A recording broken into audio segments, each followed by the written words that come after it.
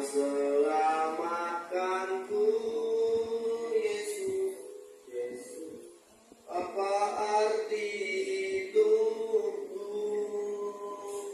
bila Kau tak berikan nyawaku?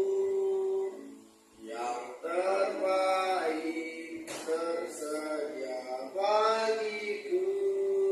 Ku bersyukur atas kasih karunia.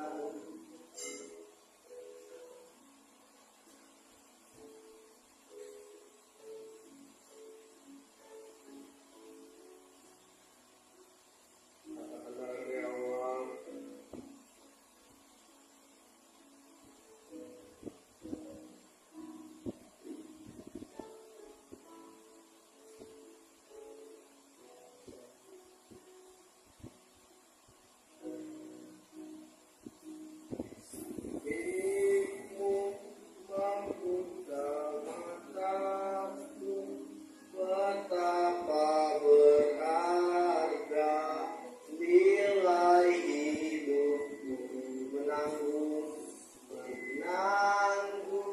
semua dosaku, berikan hidupmu menggantikan diriku, bukan karena perbuatanku. Anugerah yang selamatkanku, Yesus, Yesus. Apa arti hidupku bila Kau tak berikan nyawamu? Terbaik tersedia bagiku. Ku bersyukur atas kasih karunia-Mu.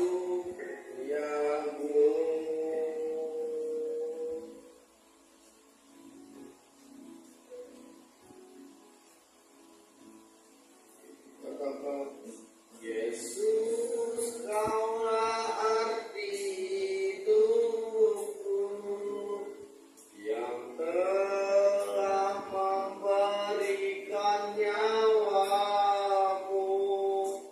Yang terbaik tersedia bagiku.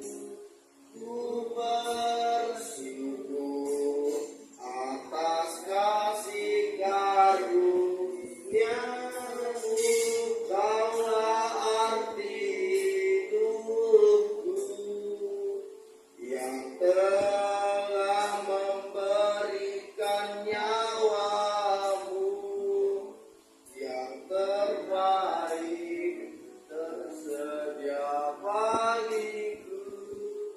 Ku bersyukur atas kasih karunia-Mu.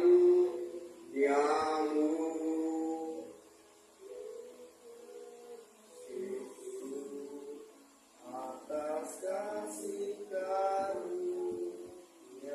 Sembahyang. Haleluya.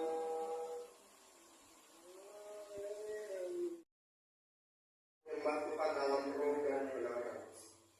Di bulan yang terakhir, di hari yang terakhir, di bulan keluarga ini, kami menyadari betapa Engkau mengasihi kami, betapa Engkau sungguh-sungguh mengasihi kami. Untuk itu Tuhan, kami pada saat ini menyembah Engkau dalam roh dan kebenaran.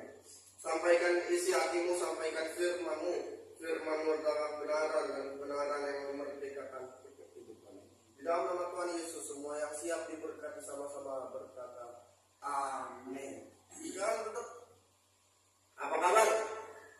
Sehat, kuat, makmur, panjang umur, awet muda, diberkati Tuhan. Amin. Ibrani, langsung saja kita memberikan firman Tuhan. Ibrani pasal yang ke-11 ayat yang ke-7.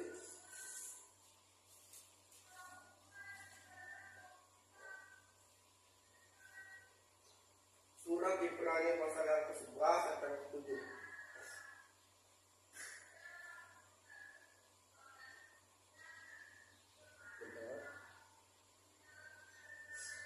Nah,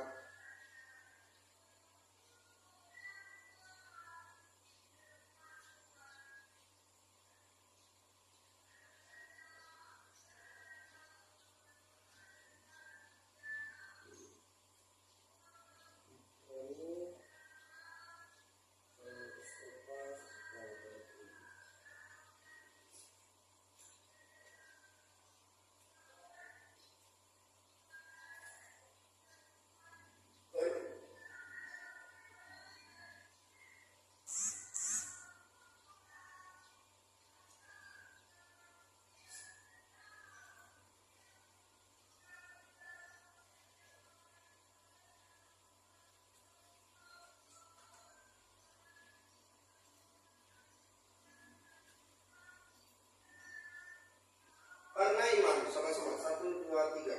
Karena iman maka Nuh dengan petunjuk Allah tentang sesuatu yang belum kelihatan, dengan taat mempersiapkan batra untuk menyelamatkan keluarganya, dan karena iman itu ia menghukum dunia, dan ia ditentukan untuk menerima kebenaran sesuai dengan iman. Ketika kita membaca Ibrani pasal 11 ayat yang pertama sampai mungkin ayat yang ke-40 sekian, kita menyadari di ayat 1 itu kata pertama, iman adalah dasar dari segala sesuatu yang kita harapkan dan bukti dari segala sesuatu yang tidak. Dilanjutkan di ayat 2, 3, 4, 5, 6, 7. Karena iman, karena iman, karena iman. Ayat kita hari ini berkata tentang Nuh. Karena iman, maka Nuh mempersiapkan. Kalau kita melihat Ibrani ini, Ibrani 11 ini adalah tentang tokoh-tokoh iman. Sama-sama katakan tokoh-tokoh iman. Ini adalah ringkasan. Kalau Bapak ini masih ada ringkasannya nanti di YouTube atau di Telkomsel ini, di IG juga. Kalau cuman ringkasan, kalau kita mau lihat fullnya ada di Kejadian pasal 6, Kejadian pasal 7, dan Kejadian pasal 8. Itu isi dari Nuh. Nah, Nuh itu diperintahkan Allah untuk membuat sebuah batra dengan panjang berapa? 350 hasta. Kalau dimeterkan sama dengan 157,5 meter, lebarnya 50, 12,5 meter, tingginya 30 hasta atau 13,5 meter. Volumenya kurang lebih ya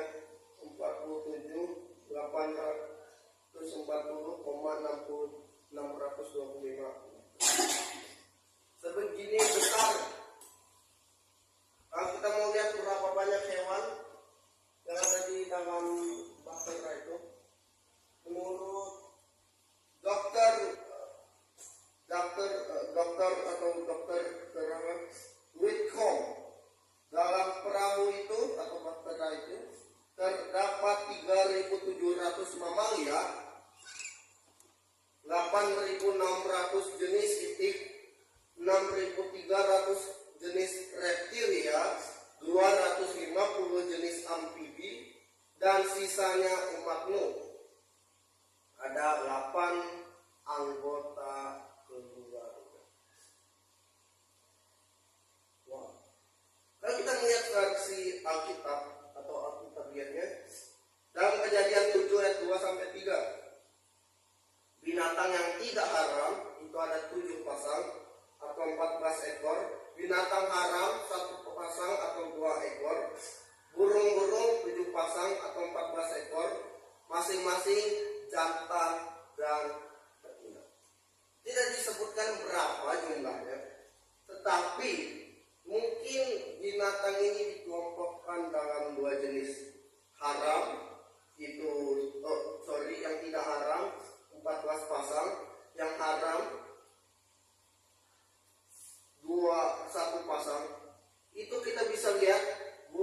tidak disebutkan apakah mamalia, apakah itu juga reptil, no, tapi kelompok binatang yang tidak haram dan yang haram. Berarti kita bisa melihat masing-masing binatang haram ini. Binatang ini ada 7 kelompok yang memiliki satu masing-masing jantan dan masa jantan dan jantan. Pertanyaannya, kenapa Allah memerintah membuat sebuah bahtera? Mengapa Allah seolah-olah menyuruh membuat sesuatu yang mustahil, membuat sesuatu yang dalam pandangan dunia Allah begitu kejam karena membuat kapal sebuah bahtera untuk menghukum dunia, tetapi untuk menyelamatkan Nuh. Allah tidak kejam karena jelas Allah sudah memerintahkan, Allah sudah memberi, seperti kita kalau di sekolah ada bel, Allah sudah memberi bel, ting ting ting ting, waktu istirahat akan berakhir, ting ting ting, oi oi oi, akan terjadi air bah, oi. Tetapi hati manusia jelas dibutakan oleh dosa. Dalam Yakobus pasal 4 ayat Yakobus 2 ayat 14 sampai ayat 26, iman tanpa perbuatan pada hakikatnya adalah mati, tidak mengacu pada perbuatan baik, tetapi perbuatan iman, yaitu percaya. Karena perbuatan baik adalah wujud dan syukur dari orang yang percaya dan yang datang pada terang. Yohanes. Perbuatan di sini bukan perbuatan baik, tetapi perbuatan iman. Perbuatan iman adalah belief, percaya. Dan perbuatan baik adalah wujud syukur, responsibility, respon. Apa sih negara dengan Kristen paling banyak di dunia? Pertanyaannya adalah, jawabannya itu ada banyak, tapi yang kedua itu adalah Brazil. Jelas kalau kita melihat di slide ada patung Yesus ya. Pada posisi kedua ada Brazil yang mempunyai jumlah pemeluk agama Kristen sebesar 179.910.910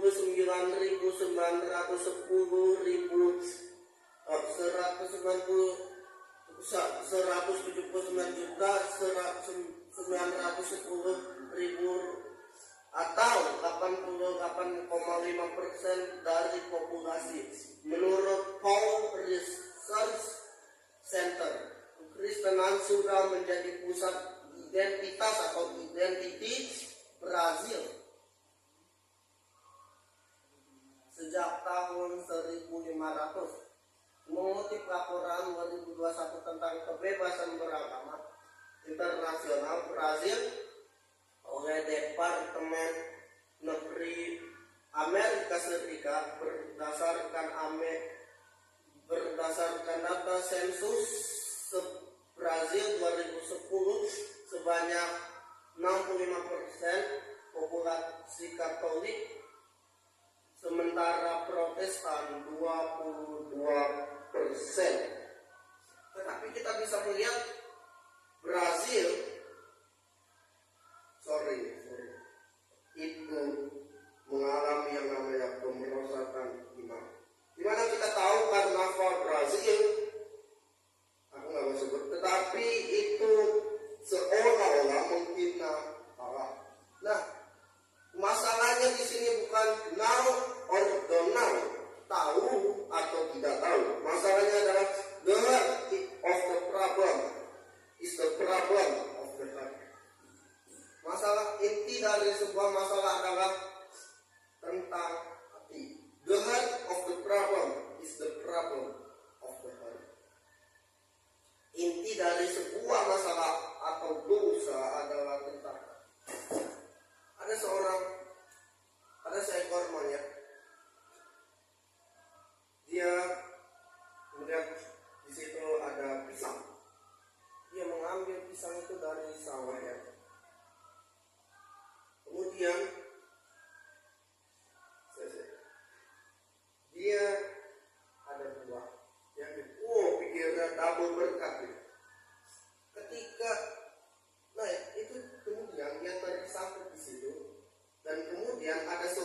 sekali mau mengambil monyet ini.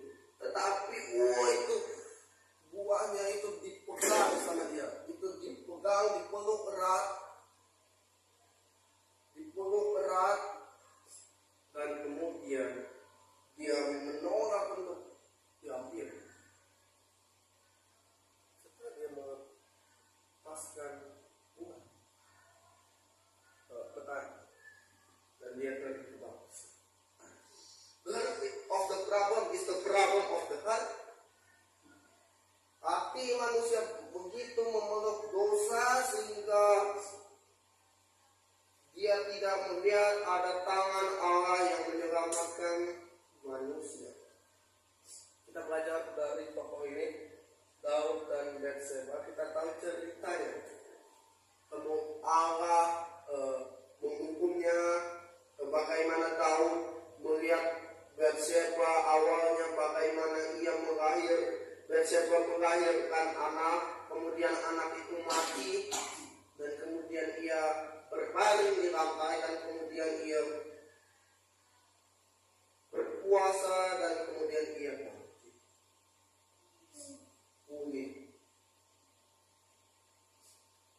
Dua dosa yang dilakukan Daud, yang pertama berzina, dan yang kedua pembunuhan berencana.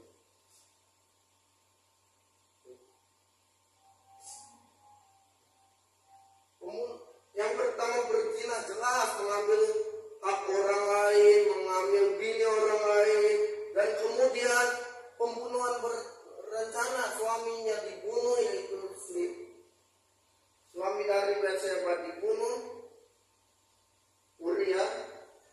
Tapi apakah Allah kemudian diam? Jawabannya adalah tidak. Dalam bahasa Yunani, Gusti boten sare. Bahasa Yunani yang mana? Yang artinya Allah tidak tidur. Dia menghukum, tapi juga memberikan. Gusti boten sare. Allah tidak menghukum, Allah tidak tidur, dia menghukum. Tapi juga satu sisi dia memberikan.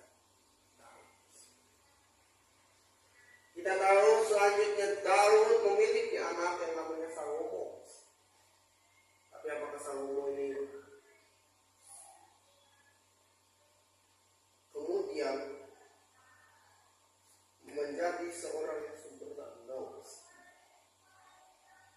Ya, masih ada kesalahan.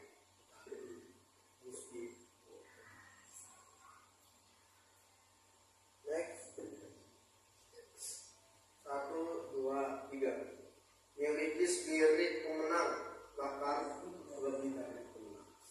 Miliki spirit pemenang, bahkan lebih dari pemenang. Dalam ayat tadi, menerima kebenaran sesuai dengan imannya. Dalam bahasa Inggris, and Noah received from God the righteousness that come by faith. Yang artinya, dan Nuh menerima kebenaran dari Allah karena iman. Kebenaran di sini kasih karunia. Jadi iman timbul dari pendengaran oleh firman Kristus, atau firman kasih karunia Kristus. Karena nama kita Kristus, bukan ya. Tapi di situ berkata jadi iman timbul dari pendengaran oleh firman Kristus. Bukan hanya firman Tuhan, tetapi firman kasih karunia. Next. 1, 2, 3. Hidup dengan spirit lebih dari pemenang, membuat engkau merasa Christ is more than enough for me. Kristus lebih dari cukup dalam hidup saya, dan menjadikan Kristus sandaran dan pusat. Dan ku ingin mengenalmu Tuhan lebih dalam dari semua yang ku kenal. Tiada kasih yang melebihimu. Perhatikan sebentar. Ku ada untuk menjadi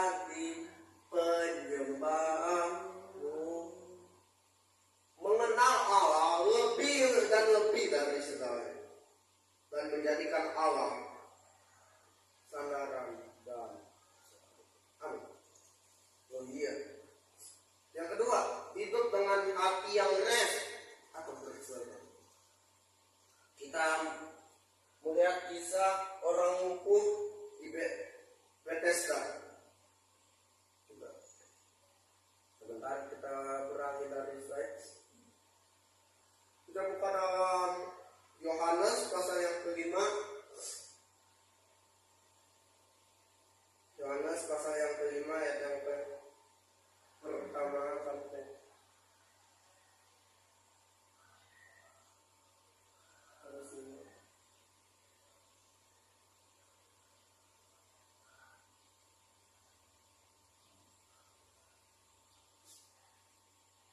sesudah itu ada hari raya orang Yahudi dan Yesus berangkat ke Yerusalem. Apa hari raya orang Yahudi? Hari raya Pentakosta. No, bukan Pentakosta yang kita kenal, pencurahan Roh Kudus. No, bukan. Tetapi Pentakosta itu dalam bahasa Yunani atau Ibrani itu adalah ke-50. Hari ke-50 turunnya hukum Taurat. Kalau kita hari ke-50 di mana turunnya Roh Allah atau Roh Kudus. Next, di Yerusalem dekat pintu gerbang domba ada sebuah kolam yang dalam bahasa Ibrani Bethesda. Ada 5 serambi. Kalau kita mau belajar mengenai firman Tuhan, satu kata saja dalam firman Tuhan mengandung arti. Contohnya, di Yerusalem dekat pintu gerbang domba. Apa itu pintu gerbang domba? Pintu gerbang domba itu adalah khusus domba-domba yang hendak diserahkan kepada Allah menjadi korban. Kemudian Yesus masuk. Yesus masuk yang artinya adalah Yesus adalah domba yang diserahkan di dalam rumah, di dalam kolam Bethesda itu. Sebab sewaktu-waktu turun malaikat ke kolam itu dan menggoncangkan air itu, barang siapa yang masuk yang terdahulu masuk ke dalamnya, sesudah goncangan air itu menjadi sembuh. Apapun pertanyaannya, kalau ini adalah apapun penyakitnya, lu harus masuk, nggak peduli lu mau buta kayak, lu mau tuli kayak, lu mau lumpuh kayak, lu mau kusta kayak, nggak peduli, masuk. Pertanyaannya gini, buta, kalau dia bisa, dia kan buta, nggak bisa melihat goncangan air. Oh iya, buta, goncangan air harus masuk. Pertanyaannya, dia buta gimana mau lihat? Ada yang bilang nanti audio pak, audio deh. Oke, audio. Misal tuli gimana? Oke, audio. Dia mau jalan gimana? Wah, jatuh. Apapun penyakitnya harus masuk. Next, di situ ada seorang yang sudah 38 tahun namanya sakit. 38 tahun berbicara. Orang Israel pengembara. Nah, iya ya. Orang Israel hidup totalnya 40 tahun. Tetapi 2 tahun pertama dia belum mengembara. 3 tahun sampai 38 tahun dia baru mengembara. 3 tahun sampai 40 tahun kan totalnya 40 tahun. Dia baru mengembara, mereka baru mengembara. Dan total mereka hidup di padang gurun adalah 40 tahun. Artinya apa? Orang yang timpang itu, orang yang lumpuh, dia bisa bergerak, terbaring lemes.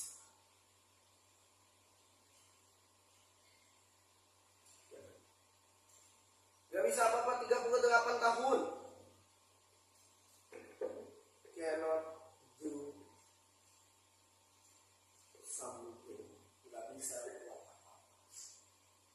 bisa kerja, dia nggak bisa masuk ke kolam itu. Next, ketika Yesus melihat orang itu terbaring di situ dan karena ia tahu bahwa ia telah lama dalam keadaan itu, berkatalah ia kepadanya, maukah kau sembuh? Sama-sama jawab orang itu kepadanya, Tuhan, tidak ada orang yang menurunkan aku ke dalam kolam itu apabila airnya mulai goncang, dan sementara aku menuju kolam itu, orang lain sudah turun dahulu. Kan kita ditanya, mau sembuh gak? Jawabnya, amin. Terjadilah padaku. Tapi orang ini enggak. Dia berkata, iya mau sih Tuhan, tapi enggak ada loh yang mau nurunin saya. Pas saya udah mau turun, ini orang-orang yang sombong. Dia mengandalkan kekuatan manusia dan mengandalkan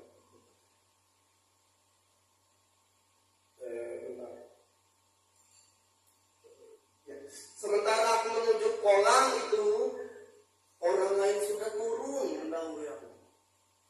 Dia mengandalkan dua hal, kekuatan manusia dan kekuatan manusia dan kekuatan Tuhan. Padahal kan kita bilang berkata terkutuk orang yang mengandalkan manusia.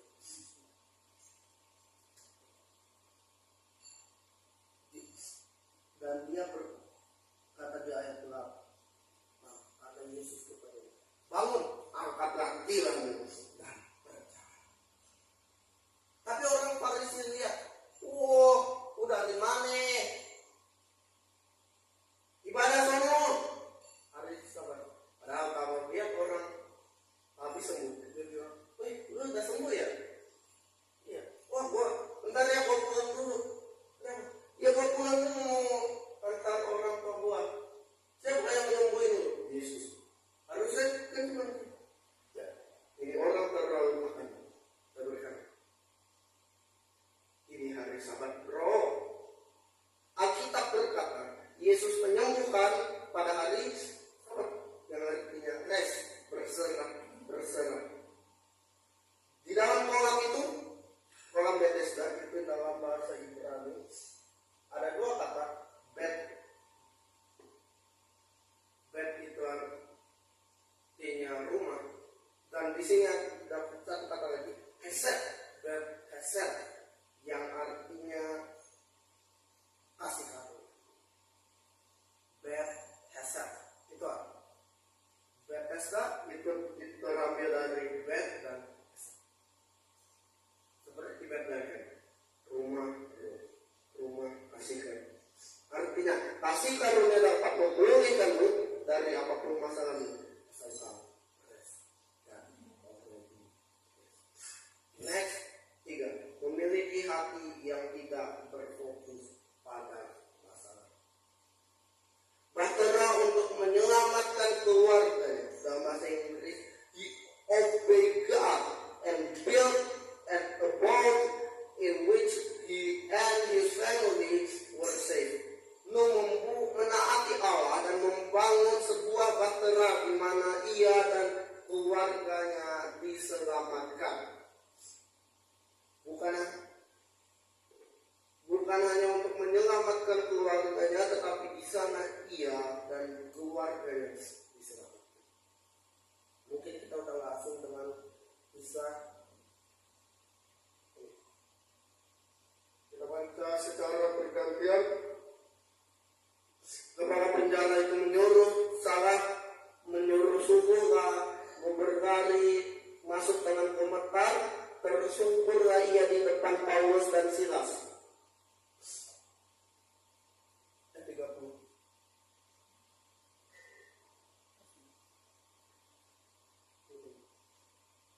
Ia mengantar mereka keluar sambil berkata, Tuhan, apakah yang harus aku perbuat supaya aku selamat? Jawab mereka, percayalah bahwa kepada Tuhan Yesus Kristus dan engkau akan selamat, engkau dan seisi rumahmu.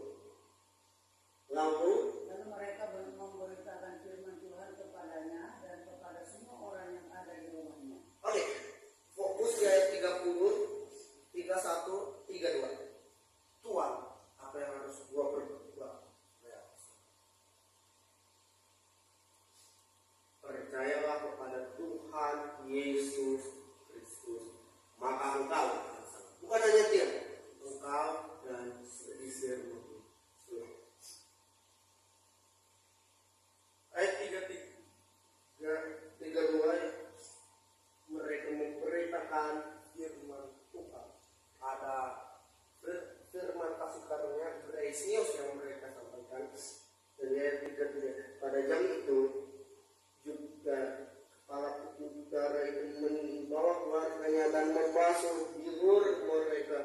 Seketika itu juga ia dan keluarganya memberi diri.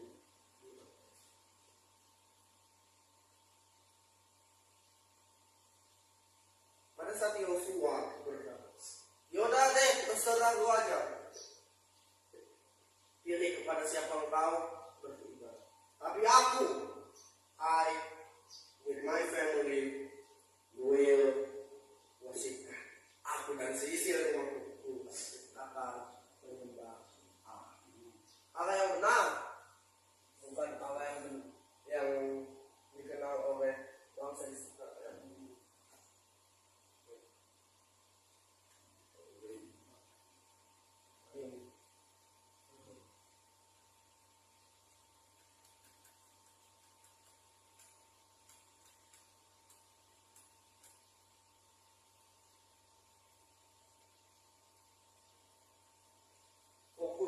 Fokus pada masalah membuat hatimu tertekan, tetapi hati yang berfokus pada Allah membuat orang merasa.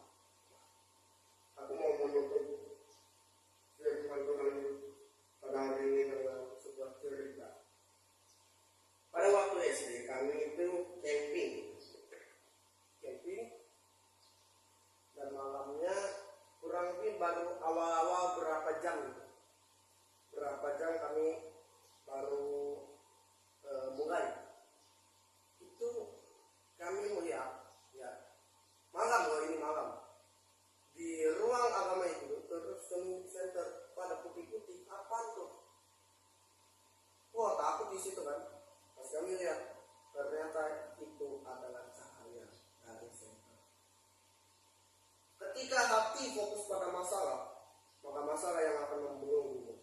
Ketika hati berfokus pada Allah, maka Allah tidak membelenggu.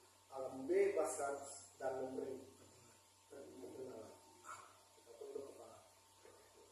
Seringkali hati kami fokus pada masalah, sehingga ya Tuhan kami menjadi dibelenggu oleh masalah kami, sehingga kami tidak bisa melihat ada Allah di tengah-tengah masalah. Kami tidak bisa melihat ada tangan Allah yang besar yang memegang kami. Kami berdoa ya Tuhan pada saat ini buat kami, buat mereka yang sakit, baik mereka yang di rumah maupun di rumah sakit, oleh viewer Yesus. Dan kami berdoa bagi mereka yang dalam kesendiriannya, baik janda, duda, yatim, piatu, orang jompo, fakir, miskin yang terpenjara. Tuhan memberi mereka penghiburan. Dan juga kami berdoa ya Tuhan bagi hamba-hambamu, baik pendeta, vikaris, penatua, diakon, guru sekolah minggu, guru agama, ataupun juga multimedia, WL, singer, pemersih gereja, atau apapun yang Tuhan tempatkan, apapun pekerjaan dimanapun mereka. Tuhan kami berdoa di dalam nama Tuhan Yesus Kristus yang telah mengajar kami berdoa. Bapa kami yang di sorga, dikuduskanlah namamu, datanglah kerajaanmu, jadilah kehendakmu di bumi seperti di sorga. Berikanlah kami pada hari ini makanan kami yang secukupnya, dan ampunilah kami atas kesalahan kami, seperti kami juga mengampuni orang yang berdosa kepada kami. Dan jangan membawa kami ke dalam pencobaan, tapi lepaskanlah kami daripada yang jahat. Karena Engkau yang punya kerajaan, kuasa dan kemuliaan sampai selamanya. Amin.